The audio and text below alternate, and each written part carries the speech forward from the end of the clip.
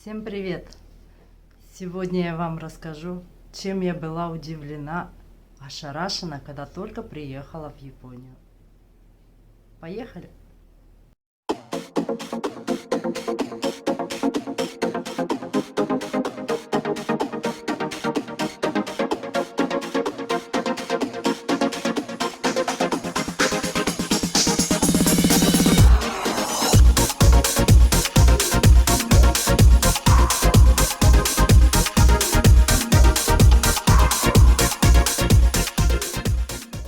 Так, чем я была удивлена? Первое. Это ванна. В одной набранной ванне в Японии моется вся семья. Это не так, как у нас в России. Набираешь ванну, пену для ванны и наслаждаешься один в ванне. В Японии, прежде чем залезть в ванну, все сначала моются под душем, а в ванне уже только греются. Это первое мое удивление. Второе мое удивление – это светофоры. Во всем мире светофоры красный, желтый, зеленый. В Японии светофоры, как они говорят, красный, желтый, голубой. Непонятно, почему. Раньше у них тоже были зеленые светофоры, но почему-то они их поменяли на голубые. На вид они как зеленые, но говорят они, что это голубой. Я до сих пор удивляюсь и не могу понять, почему во всем мире зеленый, только в Японии голубой.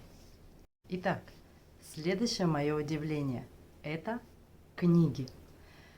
Обычно читается книга слева направо, и мы пишем слева направо. Но в Японии есть и наоборот, справа налево. Вот эта книга, например. Это обложка. Она открывается наоборот, не как наши книги, и читается справа налево. И заканчивается вот ее. Поэтому в Японии книги не только слева направо, но и справа налево. Есть еще очень много, к чему я удивлялась. Например, в больнице, в каждой больнице нет палаты номер 4. Потому что в Японии цифра 4 это как умер покойник. Поэтому цифры 4 ты нигде не найдешь в больнице. И еще одно было в моем опыте, когда я пришла в больницу и вывозили с лифта человека, который уже был на каталке. И когда его вывозили ногами вперед, я напугалась. Покойник. Нет. В Японии наоборот. Живого человека вывозят ногами вперед. Еще одно удивление. Как мы все знаем, японцы трудоголики. И у них, оказывается, нет отпусков, как они говорят. Но по закону каждый японец имеет право 2 недели отдыхать. Но по менталитету японца никто их не использует. Но при этом, если ты захочешь использовать, это будет отпуск без содержания. Еще одно удивление. В Японии нету разницы между мужчиной и женщиной. Поэтому и мужчина, и женщина идут на пенсию в 65 лет. Еще одно удивление. В Японии каждый японец каждый день пьет спиртные напитки. Называется баншаку. Удивляюсь, но почему?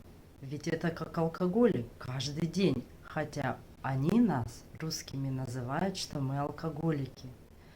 Но русские, обычные русские, ведь пьют раз в неделю или 2 раза в месяц.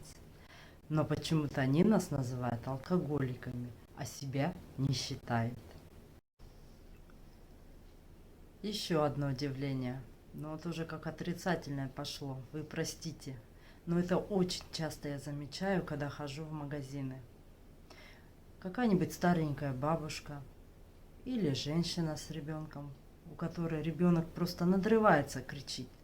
Все стоят в очередях, и никто не пропустит вперед. Вот этом я не понимаю. У них нет такого менталитета, чтобы пропустить вперед. Они все дальше стоят в очереди. Вот такие мои удивления. Но это только какая-то часть. Их еще много и много.